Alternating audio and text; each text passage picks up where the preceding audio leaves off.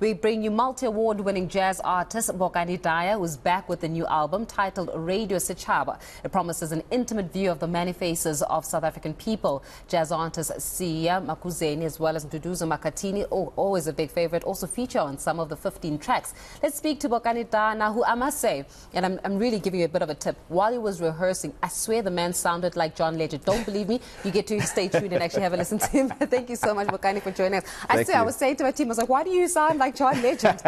Very welcome. And I mean, you've been in the industry for quite some time. I think in 2009 was when you kicked it in the industry. How have you seen yourself grow within the industry and just some of those pivotal lessons learned?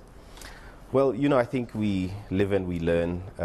So I studied music at the University of Cape Town, and kind of fresh out of that, I kind of, you know, was already collaborating with a lot of artists, playing around in Cape Town, started traveling and gaining some experience. So, you know, as you progress as an artist, you know, we're just influenced by the things that happen around us, and your music develops as a result of that. Yeah, I'd like us to speak a little bit about the technicality of music. I think that there's so many artists, brilliant people, who are talented South Africans, but there's no technical backing with that. So there is no study of music. It's almost like a decision to go into the music industry. How important is it to back yourself up with the technicality? I mean, you study the stuff. Yes. Well, I think, you know, the idea of studying can be understood in different ways. So studying doesn't necessarily mean that you go into an institution and then you get like your piece of paper that says, okay, you've graduated and now you are worthy. I think that studying can be finding a mentor or really delving into your craft. So I think that part is important. So whether it comes through an institution or it comes through dedicated practice of, you know, putting some real time into your craft, that's really an important aspect in my view. I think I want to label with what you're saying now about mentorship. Yeah. How many musicians actually have musical mentors or mentors, and how important is it to have a mentor in this industry? I think mentorship is really important. To be able to see somebody who has already achieved, or you know, through accolades, or you know, just through experiencing the life as a musician, that's really important. It's kind of the thing where people say, you know, representation matters. So in that way, to have somebody who's walked those steps is a really important thing, because you get to learn about maybe small things that you might not have considered before you actually embark on your journey as a musician. So the mentorship part about it is I think, a really important thing, which I think is maybe a little bit lacking in our industry. I'm not sure why that is, but it's... Is it because of the competitiveness maybe of the music industry? It's almost like there's an assumed, well, it's any sector of industry, right? Even as I'm sitting here as a broadcaster, there is some level of competitiveness, right, within the industry. Yeah.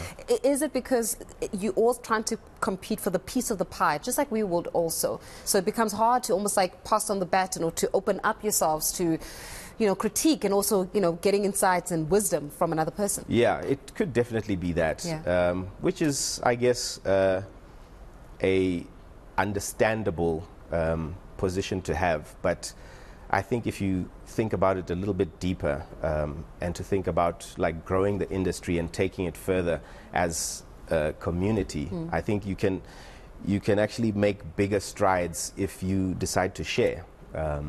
Because no one is here forever. It's important to share that knowledge and pass it on.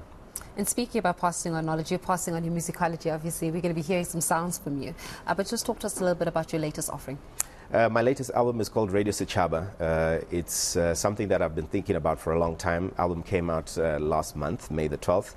And the theme about it, the overarching theme is a thing about nation building. So it's something that I've been thinking about within the South African context. And also I was doing my master's concurrently while doing the album. And it kind of informed a lot of my thinking about the themes I was going to address, and just really you know, taking a deep look at our society and the challenges that we face, and lending my voice to, you know, what society is going through. It was kind of inspired by the quote by Nina Simone, where she says that an artist's duty is to reflect the times.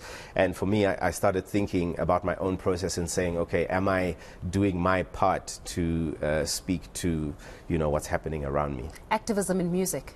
Something like that, Yeah. you know, but trying also not to go into the other extreme of sloganeering and being like, you know, sending very obvious political kind of messages through the music, because I think there is a way to speak about issues in a kind of nuanced way where it's still artistic, but, you know, still kind of speaking about things. You know, I'm not trying to deliver like political manifestos in my music. I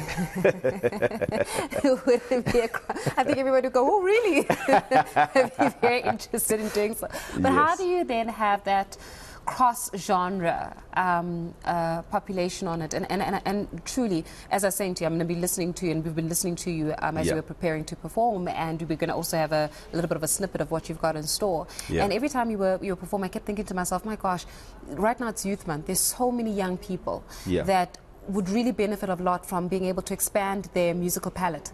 You know, and get into touch with people that never mind put in the work and the hours, but also put in the study and the technical side of music, of their craft. Yes. How then do we start reaching that broader market as musicians, so that it's not just, it's like almost a theater, it's like it's enjoyed by a certain group of people, and if you don't decide to expand your palette, you'll never get to experience the beauty of it. Yeah. How then do we start expanding so that more and more people, you know, a 17, an 18-year-old, a 19-year-old can sit there and actually enjoy the body of work?